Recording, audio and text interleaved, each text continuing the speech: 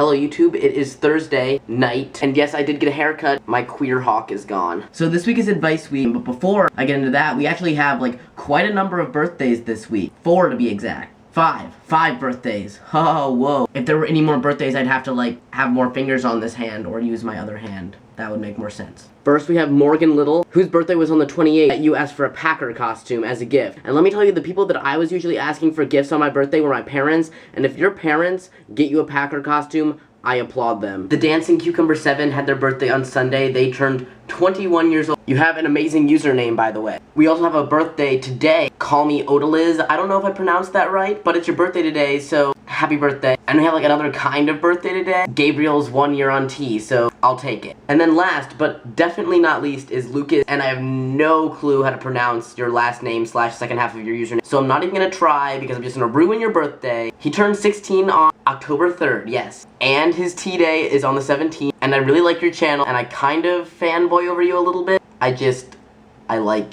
good job being you. Okay, so advice week, how to get people to call you by your chosen name edition. Go. And in high school, I took 2 years of Spanish. Trust me, I'm going somewhere with this. When I was in high school taking Spanish, there was nothing I hated more than speaking it. I would just feel uncomfortable using a language that I wasn't used to using, that people weren't used to hearing, that I wasn't used to people being able to understand. It wasn't that I was bad at it, it wasn't that I didn't understand it. I was always afraid that whatever I was gonna say, no matter how positive I was that it was the correct thing to say, I was incredibly self-conscious. And then the same thing happened when I got to college. I took an ASL class. When we had to do like partner work where we're supposed to sign to each other, I was uncomfortable.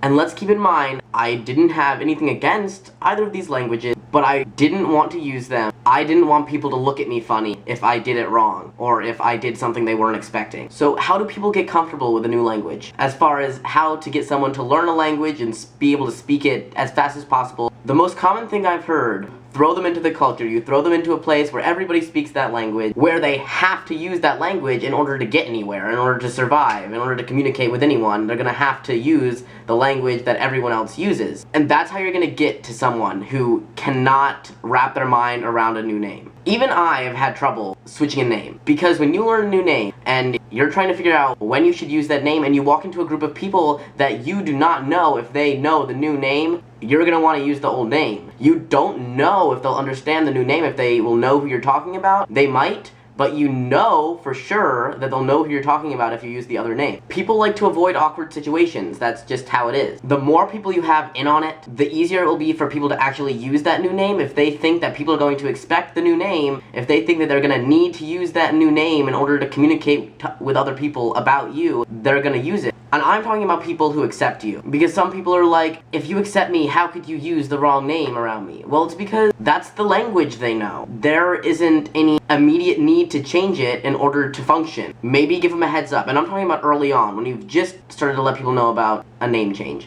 If they're about to walk into a group of people and everybody already knows about the name, let them know. Say, all these people know me by Bob, so if you call me Bob, they're not gonna bat an eyelash. Picture this. Let's say you're in line at lunch. You have to like order which kind of food you want from the lunch lady, or man, or neither. This is one progressive ass high school we're talking about here. Every single person in front of you orders their food in English, but you know for a fact that the person serving the food also speaks Spanish. Are you gonna order it in Spanish, or are you gonna order it in English? You're gonna order it in English because everyone else did, and that's what that person that's giving you food is going to expect, regardless of whether or not they're going to understand you if you order it in Spanish. But let's say every single person in front of you ordered in Spanish. Normally you're really uncomfortable speaking in Spanish because you're much better at English and you don't want to mess up Spanish. Now everyone else is speaking Spanish and you know a little bit of Spanish, at least enough to order your food. So what are you going to do? You know that they understand Spanish, everyone else did it, you're going to order your food in Spanish. You have to immerse your peers in the culture of your new name. I had a friend who I've known since elementary school, and when I met her as Elizabeth, and for years I knew her as Elizabeth, and one day she decided that she wanted to go by Lizzie. One, I didn't want to call her Lizzie because it reminded me of the show Lizzie McGuire. Two, I felt absolutely no need to call her Lizzie. I mean, Elizabeth worked fine for years, but I didn't have anything against her going by Lizzie. I just wasn't going to do it because it was so much more convenient for me to call her Elizabeth.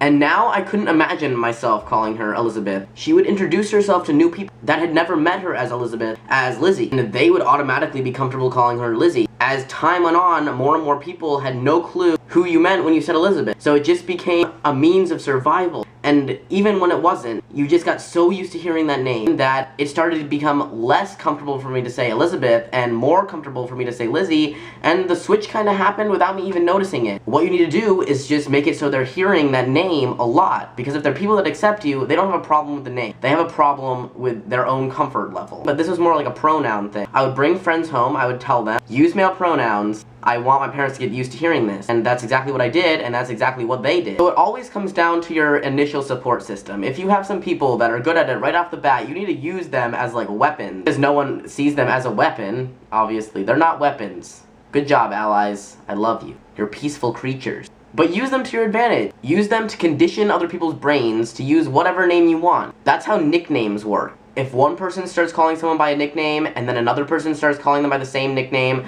it just spirals out of control, and then suddenly you're going by a nickname that you hate because it's totally weird, but everyone calls you that, and they don't even know why because they agree that it's totally weird. I have a friend who got the nickname Sexbomb, and it was totally weird, but if other people are calling you that, everyone's gonna call you Sexbomb. I hope you watch this video. I miss you.